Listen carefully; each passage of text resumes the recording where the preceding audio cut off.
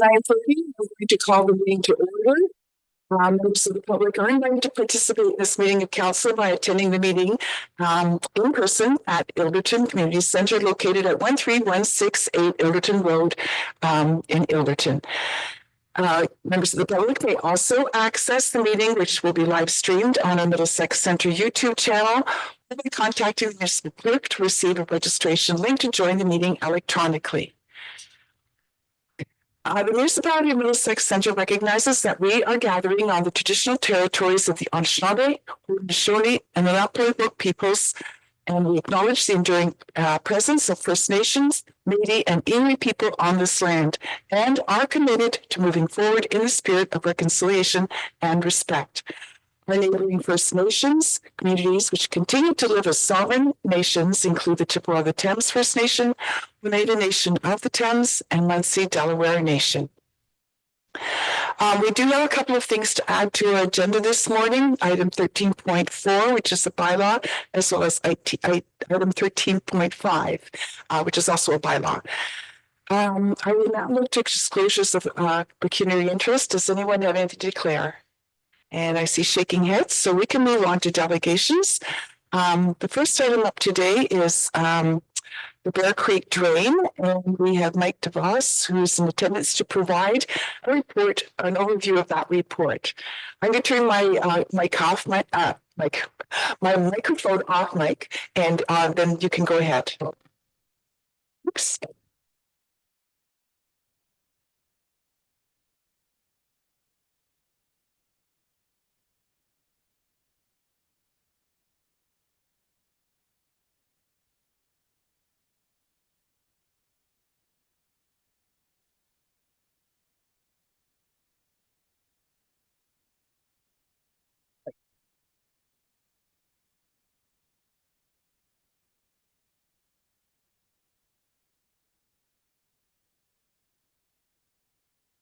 Okay, we're good to go. The report before you was prepared in accordance with section 4 of the Drainage Act for a new municipal drain. There is a watershed area that serves part of lots 31 and 32 in concession 9 and 10, which is currently served by a private tile. There's a few different properties that drain into the private drain. Most of the drain was replaced privately by the landowners. However, the existing old road crossing, which was a private pipe, needed to be replaced and improved as well. So the landowners petitioned to have the newly reconstructed private tile made municipal, as well as have the private road crossing replaced. We are also recommending a couple catch basins, one on each side of the road, and then to connect any private tiles on the upstream side of the road. So the tile itself is a 12-inch diameter field tile, and the new piping will be 12-inch diameter sewer pipe, just to connect the existing pipe on the north side and bring it across the road into private property. And at that point, I think I'll stop and open up to questions.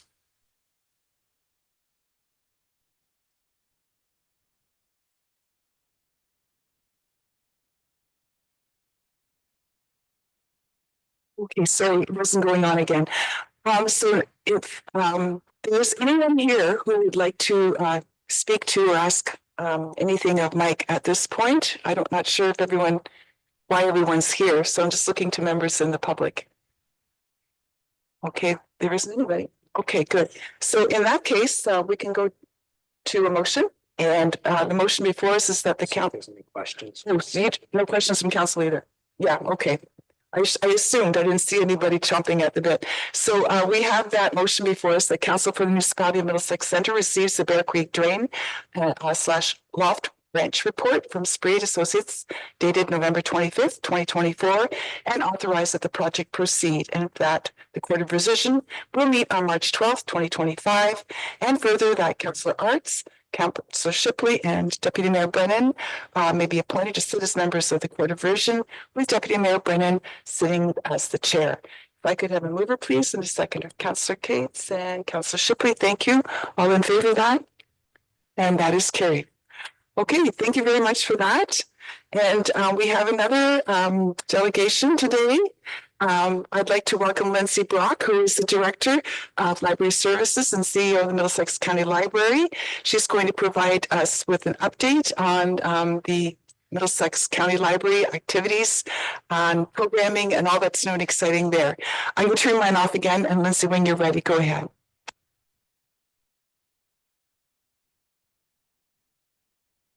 Thank you, Marjorie, and I appreciate the opportunity to speak to you and council today. So we can move right into the next slide.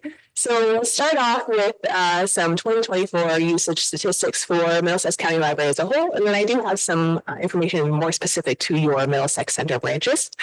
So from this slide, you can see our circulation numbers there for 2024, number of programs held, and our attendance numbers, lots of in-person visits, and really high usage of our website throughout 2024. 538 hotspot checkouts. So those are portable Wi-Fi units that have been really popular over the past couple of years, a program that we are continuing this year.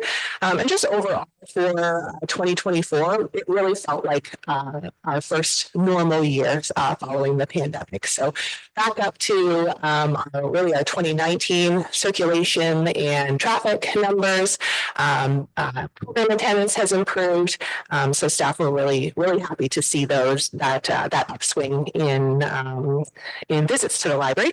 So looking more specifically at Middlesex Center branches, so 628 programs were offered across your 4 branches throughout the year. You have just over right around 3,300 active card holders at your 4 branches. So overall for the system, we usually are sitting right around 20,000 card holders at any given time. Those are active cards. Our cards do expire every 2 years, so that number does change throughout the year. That's where you're sitting from Middlesex Center. So we're looking at roughly across the county, 1 in 4 residents who have an active card at any given time. Like I said, the circulation of both physical materials and digital materials has been increasing over the past couple of years. So how your Middlesex Center circulation compares. So in 2023, the circulation of physical materials was 51,979 for Coldstream, Delaware, Elderton, and Coloca. And then into 2024, it was 68,448. So a significant increase. And we can link that to traffic in our branches. We also have an automatic renewal system now where items renew twice automatically. So if someone forgets to renew something on their own, the system will do it for them. As long as no one is waiting for that item. And then we also have our van delivery system. And so we have more frequent deliveries to all of your branches, and that has improved how quickly we can get books into people's hands. So those are some circulation statistics. I'm happy to provide any other information that council may want. The next few slides go over some of the programs and projects that your branch supervisors wanted to highlight to you today. So we look at Coldstream first. Summer program really successful over the past couple of years, and we're looking forward to offering that programming again in summer 2025. Leslie Ann, the branch makes use of the reading garden a lot for that programming and partners with a number of community groups. On the screen there is a picture from a really successful program from the past, from 2024, the Haudenosaunee Star Teachings, and that was a partnership with the Coldstream Friends and the Quakers as well. It was held in the meeting house there. Facility improvements, that was a huge thing in 2024 for Coldstream, and we really appreciate the work that Middlesex Center staff did, Scott, Justin, his whole team, to make those capital improvements on the facility. So new flooring, washroom improvements, the accessible ramp, and the new doors. Everything looks fantastic there at the branch. And looking at a project that Leslie Ann wanted to feature was the Free Little Art Gallery. So this is similar to a Free Little Library structure. It's already been built. It's been built by a library member. It'll be installed in the spring by Middlesex Center staff. And it's an opportunity for community members to create art and highlight it in this little free gallery. And so we'll be doing some programming that ties into that. Next slide, please. Elderton Branch programs that Karen Donaldson wanted to feature were from 2024, the British Home Children, a smartphone savvy seniors program, Henry Inclusa, and Harry Potter's birthday. She also wanted to highlight the ongoing support that the branch receives from Middlesex Center staff, both in the building and to the play space that's behind the Elderton Library there. And they're looking forward to some new programs, a couple targeted to adults and some to children as well. So chair yoga, introduction to meditation, and our upcoming March break, which will feature Our Libraries Are Out of This World as their theme. And I'll talk a little bit more about the Elderton branch and early on programming in a later slide. Next slide. So Kamoka and Delaware are both supervised by Vanessa Gay, and she wanted to highlight the variety of adult programs that they feature at the branches, supporting connection and community building. The Kamoka Coffee House is one of those. Lynn, the branch assistant there, she really features good news stories at these coffee house programs. So people are welcome to drop in. She goes through the news, which can seem kind of bleak and a little bit negative at times. And she looks for those good news stories so that they can have positive discussions and come together as a community. So that's a really successful program that we hope to roll out to some other branches. Library Pilates program is one that staff there have worked with Middlesex Center staff as a partnership with Middlesex Center supplying some of the equipment to go along with that program. So it's been very popular. And Vanessa, of course, wanted to point to the Holiday Hoopla event, their annual event that the library participates in, and how successful it was again in 2024. As well, these things didn't happen in 2024, but there were facility improvements with new carpet happening in the branch in 2023. It's hard to believe that we're coming up to like 15 years in that facility. That was one of the first building projects that I worked on. So it's great to see the ongoing support and have it be such a successful branch. So next slide, I just wanted to highlight a few things overall in the system for 2024. So we opened a non-child and family center in River Heights, the public school in Dorchester. So that gives us 3 primary early on sites around the county: Ilderton, Strathroy, and River Heights.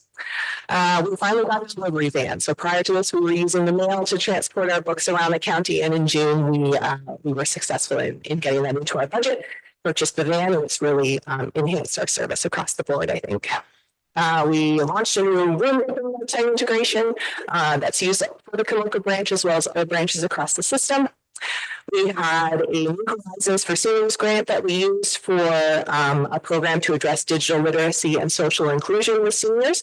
So it was a hands-on 6-week course of navigating iPads and other devices that was run out of Blanco and Park Hill, but we are looking to expand this to other branches across the system. And then we do a number of facility risk assessments and meetings with all of our local municipal community services staff, including Middlesex Center, assessing things like lighting, exterior risks around and interior risks around our facilities. There was some lighting improvements done to Ilderton and Delaware that were really helpful, and that was a really good process that we went through with your municipality. Next slide. So looking ahead into 2025, next week is Family Day, and Kamoka is the branch that will be open for Middlesex Center residents. It's always very well attended at Kamoka. Our attendance across our 6 branches builds every year. It's challenging to remind people that London public libraries are closed, but Middlesex does have branches open, so we do our best to communicate that out. In 2025, we'll also be refreshing our strategic plan. So we just completed a community survey that ran in the month of January, and we anticipate to have the document finished, March, April, and get that out and start using it. We have an RFID technology project planned. So this is technology that replaces barcodes in our collection items. It's just another way to tag and identify items in the system. And the purpose of RFID technology in libraries is to help make some of those transactions or tasks a bit quicker and more efficient. So we can purchase RFID-enabled technology that can check books automatically and kind of remove the work that a staff member would have to do for that. And it gives them more time to get from behind the desk and interact with people, answer questions, help people find things, and kind of change the work that they're doing on a daily basis. Our virtual healthcare partnership. So we're working with LHSC, St. Joseph's Healthcare London, and London Public Library on this project. And it's about introducing patients and caregivers to virtual healthcare options. So helping them understand what virtual care is, what supports are available, and giving live demonstrations. And looking to Middlesex Center. So we're also working with Oneida Nation of the Thames on a partnership, a program specifically for their residents So we'll be bringing residents out to the Kamoka branch for a program in the spring where they'll have this introduction to virtual healthcare, as well as an introduction to the library. They'll have a lunch that's planned, and we're looking forward to the program in Kamoka. Community food cupboards. This is another project that we're working on across the system. We have these in Lucan and Glencoe right now. So they are really a source for emergency food in a neutral space. They're not meant to replace or act as a food bank, but they're to support community members and hopefully bridge gaps and connect people to supports, existing supports in their communities. So the library maintains the cupboard or the structure, and it's filled with community donations. So we're looking to expand this beyond Lucan and Glencoe.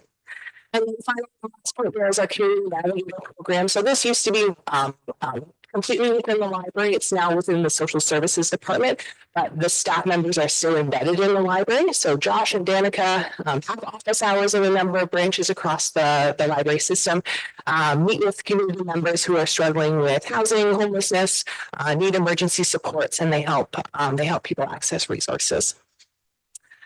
The next few slides cover early on, so we can move ahead one more slide, and I'll probably go through these pretty quickly in case you have any questions. Just a brief overview of what early on is. We're funded through the Ministry of Education and through the CMSM with London. And there's a description of what our programs are designed for. So next slide, we have 10 locations across the county where we offer the early on programs.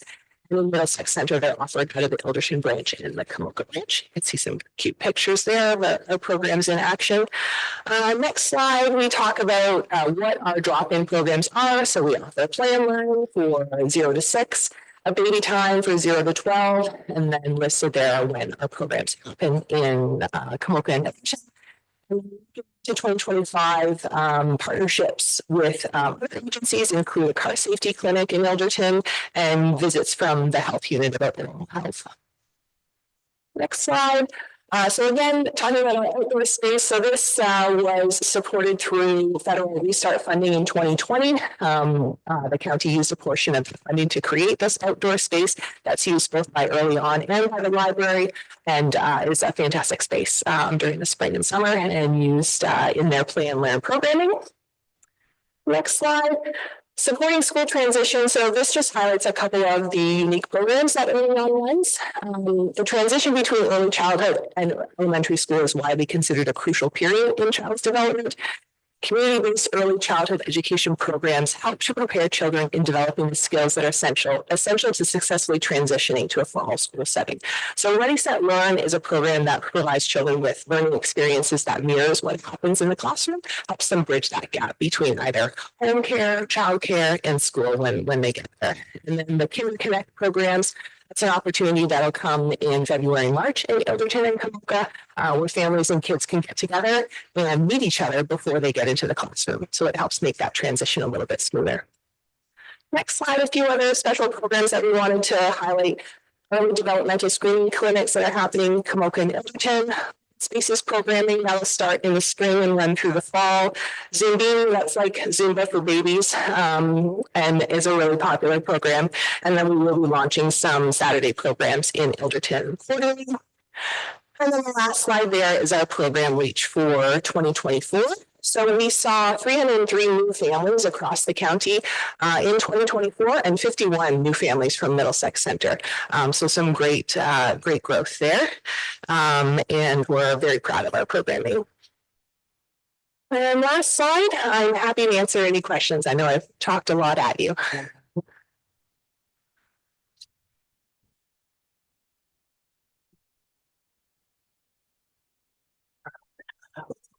Thank you, Lindsay. I'll look to council members. I see one hand already. Sue, if you'd like to ask your question.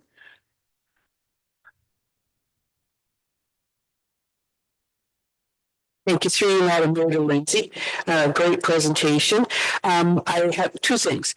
One, I'm curious to know more about what the hotspot checkout is. And the other thing I just wanted to say, great to see that you're open for Family Day. It's going to be really hopping at the Wellness Center on Family Day with the, I heard that it's Parkview Day at the Kings game, and the Optimists will be there with the food booths and stuff open and a free skate. So it'll be busy for everybody. So if you could tell me a little more about the hotspot, that would be great. Thank you. Through the mayor to council, thank you for your questions. Yeah, we are very much looking forward to Family Day. It's always really well attended there in Kamoka. It'll be very fun. And so our hotspots, I think we have about 12 hotspots right now that are available around the branches, and they can be placed on hold, and someone can borrow it for a week at a time and access free internet. Basically, it's that simple. They are very much in high demand. We do have to, based on the vendor restrictions, they do kind of limit what you're able to do with it, just because there is a limited amount of internet service with each of those units, but it lets people, use, web browser, email, do some streaming access, be able to do meetings like Zoom meetings and things like that. So people use them for employment, they use them for recreation, for everything.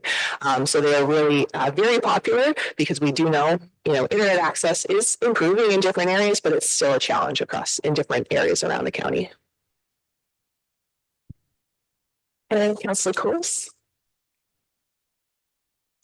Thank you so much, Lindsay, for your presentation this morning. I appreciate it. I just want to say thank you for having this in our community.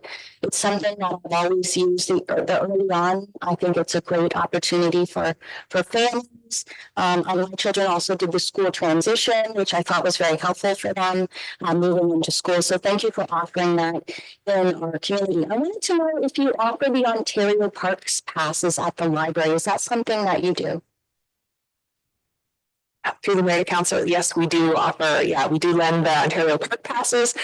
So again, those can be placed on hold through our catalog. And I think the bowling period might be a week, but there's more information on our website to confirm that.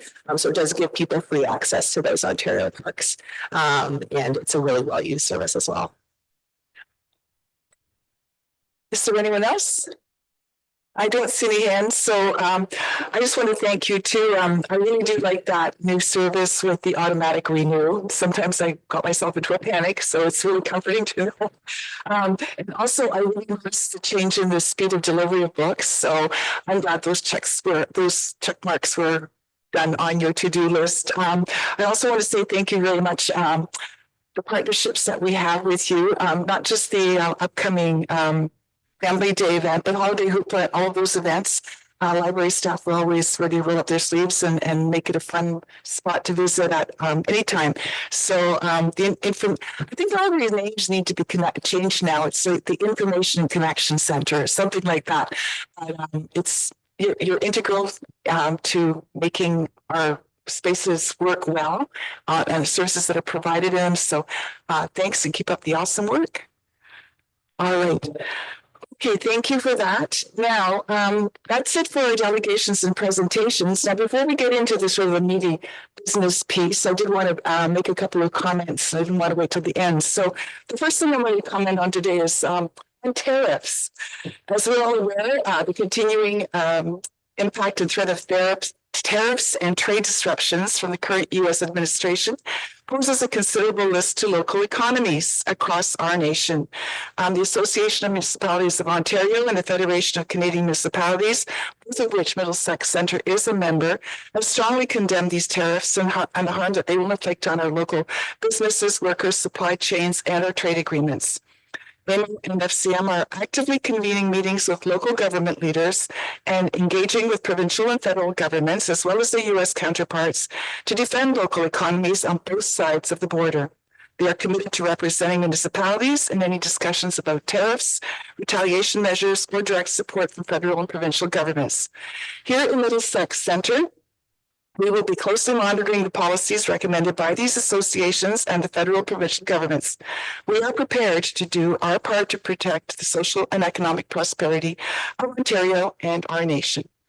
And last but not least, I also want to take a moment to thank our Manager of Legislative Services and Municipal Clerk, James Hudson, who is today attending his last municipal council meeting.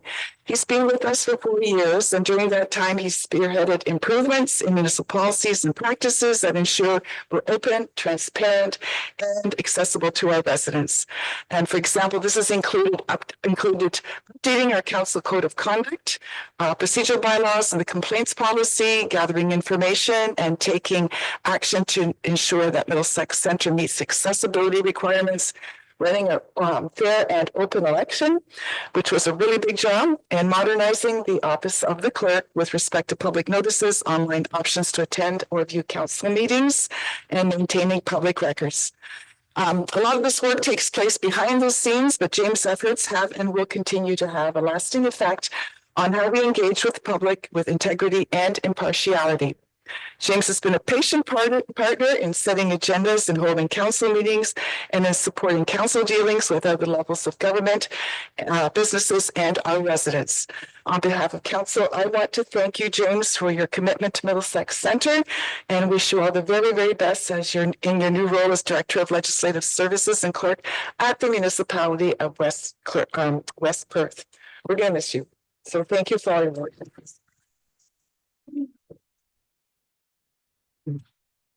Okay, and now we can get to the nits and grits. The first item up is the adoption of the minutes. We have 2 sets of minutes. We have motions for each separately. I think I can have to do them separately. Or can do it together? Yeah. Okay, so we have minutes of January 29th, 2025, special meeting of council, as well as the minutes of January 29, 2025 meeting of council as printed. If I could have a mover and a seconder, Councillor Coles, thank you, and Deputy Mayor Brennan, all in favor? And the minutes are carried. And now we can move on to the consent agenda. These are items that are listed under the agenda, and I typically receive just one motion. If there's anything on this list that somebody wants to speak to or highlight, I'll start with Councillor Shipley, and I'll take Councillor Hertz. Excuse me, Arnie, 7.6 bylaw enforcement. That is a sudden increase in the fencing complaints. What can you explain what that is? Yeah, through the mayor to the member of council. From time to time, fencing becomes an issue. It's generally it's fencing disputes, moving over, potentially gates entering into our parks or onto other properties without permission.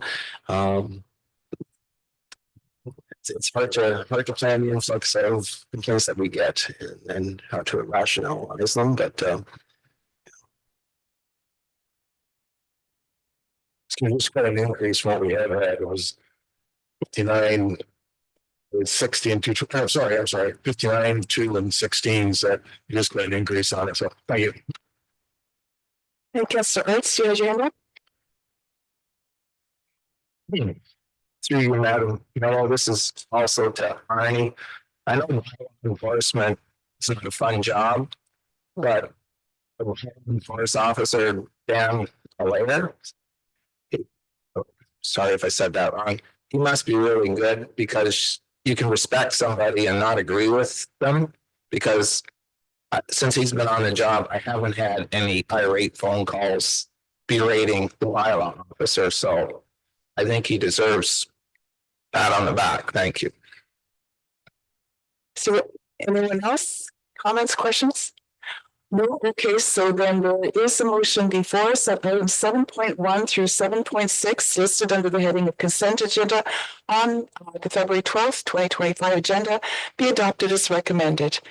Councillor Shipley, Councillor Ernst, thank you. All in favor? And that is carried. Okay, we can move on now to staff reports. We have 2 items. The first item up is the CMHC Housing Accelerator Fund. And oops, I can't get it up here. Okay, and we're going to have a presentation from our CAO, Michael DeLulo and Stephanie. I don't know who's going first. You're taking it up? Okay, go, take it away. Good morning, members of council. Thank you very much, Madam Mayor. Through the chair to council, pleased to report that we, Middlesex Centre, have been granted quite a significant allotment of funding with respect to the Housing Accelerator Fund. This is the second application that we put forward. Council received a report through the planning department late last year. And the funding amount that we were allocated is just over $4.25 million. It's spread on 4 equal installments over the next 4 years. And with that, there are conditions that need to come about to ensure we secure that funding year over year. And those initiatives are highlighted in what's called an action plan. And so with our Manager of Planning and Development, Stephanie Bergman's leadership and guidance, so I just want to thank her for helping with the second round of application that we were successful in this grant. Now the hard work begins in the sense that we now will be fulfilling those action items that are noted in the information that's listed in the staff report. And what will happen throughout is that staff will report back to council on the activity in terms of the status updates on how we're fulfilling those items. Many of these items are not foreign to council. They will be, I think, complementary to all of the work that's been done from the policy work with respect to the official plan and the other types of programs like our community improvement program that we have already in place. So we're not starting from scratch, so to speak.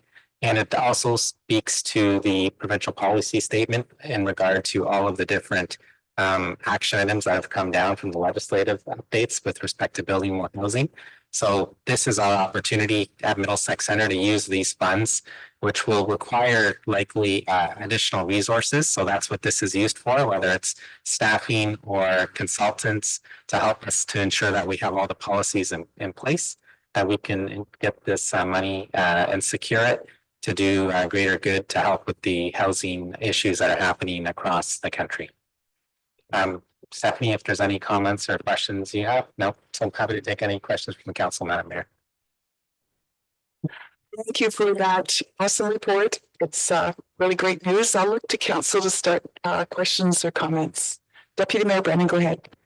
Just to clarify, the main focus that this money will be used for is to streamline the planning process for affordable housing, apartments, and that sort of thing to get it through faster and make any alterations that is required to make it happen. Through the chair, Deputy Mayor, that's correct. Many of the items listed in the action plan are to look at the diversity of housing and to help us ensure we have the right policies that will help speed track when applications come forward. So it's just managing the bureaucratic process, and many of these action items will, once we address them, will help us do that. Is there anyone else? I don't see any hands, so I'll just say this is really welcome news. I'm glad we were chosen or selected, or I don't know if the whole process there have all the ticks in the boxes, but all the work that staff's done to make sure that our case is presented for growth in our community in a way that makes sense. That is really welcome news. So we're here to help. All right, so there is a motion before us, and the motion is, that report CAO 7/2025 regarding the CMHC Housing Accelerator Fund be received and the staff be directed to carry forward with the action plan and initiatives outlined in this report, including working collaboratively with the county and other area municipalities, and report back to council on status updates. Councillor Cates and Councillor Shipley, thank you. All in favor? And that is carried. Moving on to 8.2. We have a report on the information technology master planning report. Oops, sorry.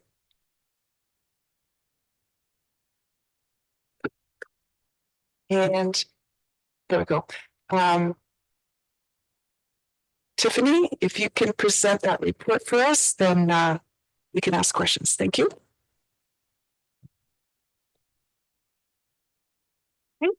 So for your main week, is our Middlesex Center Information Technology Master Plan reporting. As council may be aware, the municipality had a master plan for information technology created in 2021 when the work was being done, and then presented to council for approval in January 2022. After that time, the county of Middlesex also decided to do their own information master plan. I think they might have finished theirs in 2023. With them also completing their own master plan that did help us in achieving a lot of initiatives that were outlined in the plan, because many of them do involve the County of Middlesex. The plan outlines all the different recommendations, as well as where we're at in the current status and items that have been completed, and some more information just for council and the public's information for information purposes. In 2024, some of the bigger changes that we would have seen was the agreement was finally updated with the County of Middlesex and signed by council. That was done early in the year in 2024. Additionally, we did a complete review of all IT policies, and we did introduce many new policies for council's consideration, and these were also approved in 2024. Staff reviewed and acknowledged, and these are uploaded in our Dayforce system for people's reference at all times. We also have implemented, I believe this was in 2022, after the plan was approved, and in 2023, some more training programs. That is one area that you'll notice within the discussion of this report. We don't have a lot of formalized training. We do have some for specific programs, and I've listed some for council's information. However, there are more than just what's there. It's nice to see the County of Middlesex Library Program presenting here tonight. The staff do work closely with the library to ensure that all staff at Middlesex Center have access to get a library card. And the County of Middlesex Library does have a lot of programs learning different learning programs within their system that our staff are able to utilize as needed. And this was essential training when we implemented the Microsoft 365. They have a lot of items on Word and Excel and different programs, so that partnership was really great. Things that I do want to stress that will be coming up in 2026, but the planning is starting in 2025. It's our accounting software. So as you'll see that the majority of the items are done. Some things that we recommended have been tabled, as we do not believe that this would improve the IT services here at Middlesex Center. That is extremely important is that new accounting software. Accounting software, we're looking at more integrations with a lot of our other programs, as well as integrations with our website. We will be enhancing our website and updating it. And the software would have more of that customer facing, where you're able to access your bill and those online payment platforms. At this time, our current software cannot provide our residents with those services. Something that does come with a very large price tag. Our council has put aside as part of the modernization money that was received from the government many years ago and has since been earning interest. A significant amount of money to go towards this project. More information will be coming to council as we through the RFP and the demos in 2025 to have the system implementation hopefully in 2026. The staffing resources for this as well as outside resources will be extensive. And more, as I said, more information will come. I'd like to highlight from the report is pilot projects and different initiatives for the municipality. Departments do a wonderful job with this, as you see through our sales continuous improvement program and the reporting that's done there, as well as even just some of the department reports. So this report only highlights some items. However, there is so many that we're do such a wonderful job on. One of the things that's an initiative in 2025 is artificial intelligence. Obviously, we're already using this. And it's something that is top of mind in our municipality right now to see how we can make things more efficient. So stay tuned for that. Those are the kind of pilot programs that we are looking at, not just in corporate services, but throughout the entire Middlesex Center. At this time, I will open up for questions with council. Thank you, Tiffany, for that report. I'll look to council for questions. I don't see any. Just had a comment. This is one of those things that never stops changing. I mean, when you think you're done, then AI shows up and something else. But I guess it is part of new and improved. So, all right. Thanks for all that work. There's a lot of stuff going on there. We do have a motion before us that report CPS 06-2025 entitled Middlesex Center Information Technology Master Plan Reporting be received for information. Councillor Cates is moving. Councillor Cole second. All in favor? And that is carried. Thank you, Council. We don't have any notices of motion. We have a couple of correspondence items. Does anyone wish to speak to either? Councillor Cates, go ahead. Thank you, through you, Madam Mayor. Item 10.2 is suggesting a motion that for the drinking water source protection from the Clean Water Act that I will move.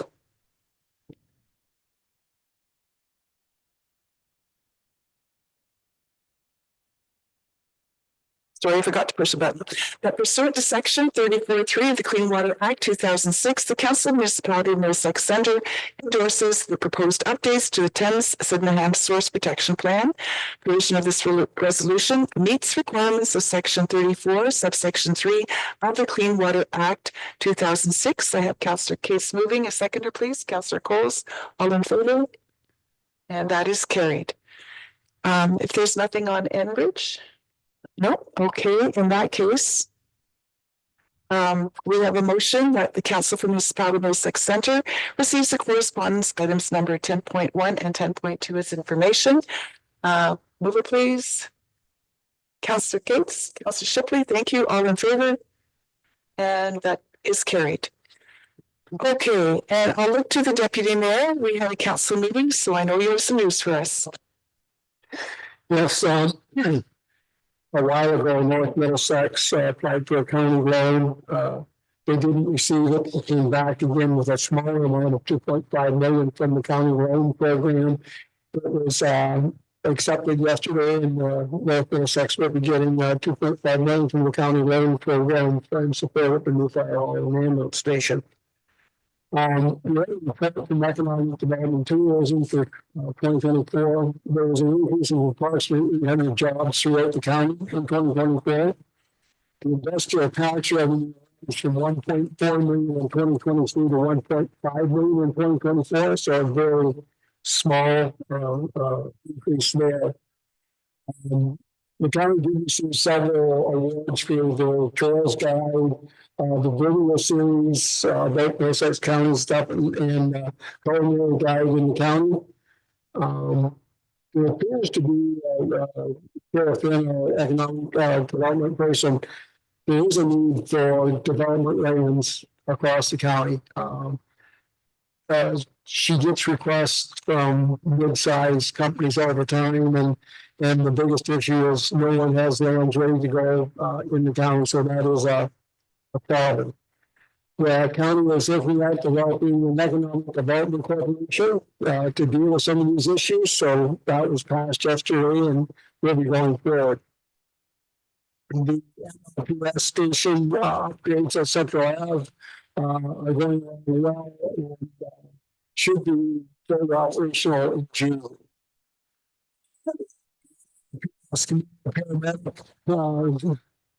Paramedicine program is on budget and is operating well.